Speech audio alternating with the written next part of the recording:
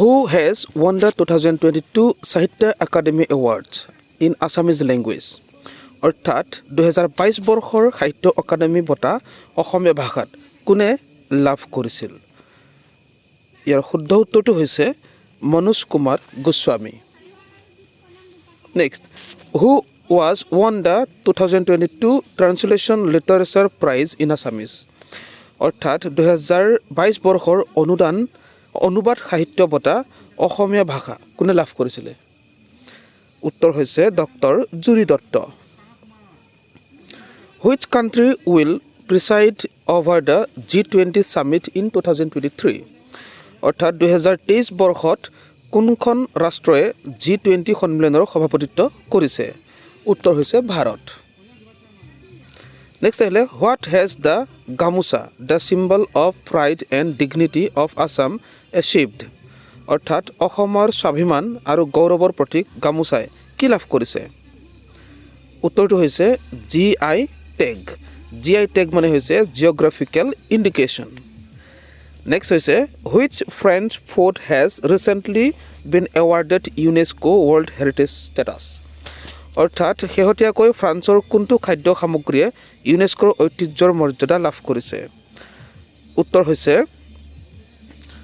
বাগুটি।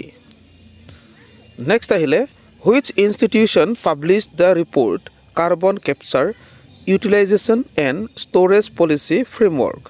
অৰ্থাৎ কোনটো প্ৰতিষ্ঠানে carbon capture, utilisation and storage capacity framework শীৰ্ষক প্ৰতিবেদন প্ৰকাশ কৰিছে? উত্তৰ হৈছে নীতি আয়োগ। নেক্সট আহিলে, which country has successfully used steam to propel the lunar spacecraft?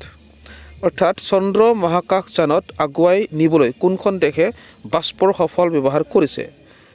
ইয়াৰ উত্তৰ হৈছে জাপান। নেক্সট আহিলে, what is the name of the first state in the country to implement open loop ticketing using the National Common Mobility Card? অৰ্থাৎ national common mobility card ব্যৱহাৰ কৰি open loop ticketing ব্যৱস্থা ৰূপায়ণ কৰা দেশৰ প্ৰথম ৰাজ্যখনৰ নাম কি? উত্তৰ হৈছে হাৰিয়ানা। নেক্সট আহিলে, which Indian company has been accused of ransomware attacks recently? অৰ্থাৎ শেহতীয়াকৈ কোনটো ভাৰতীয় প্ৰতিষ্ঠানত ৰানছামৱেৰ আক্ৰমণৰ অভিযোগ উত্থাপন হৈছে? ইয়াৰ উত্তৰটো হৈছে এইমছ। নেক্সট আহিলে, 3 women of Indian origin have been selected as superstars of STEM in which country? অৰ্থাৎ ভাৰতীয় মূলৰ 3গৰাকী মহিলাক কোনখন দেশত ছুপাৰষ্টাৰ্ছ অফ ষ্টেম হিচাপে নিৰ্বাচিত কৰা হৈছে? উত্তৰ হৈছে অষ্ট্ৰেলিয়া।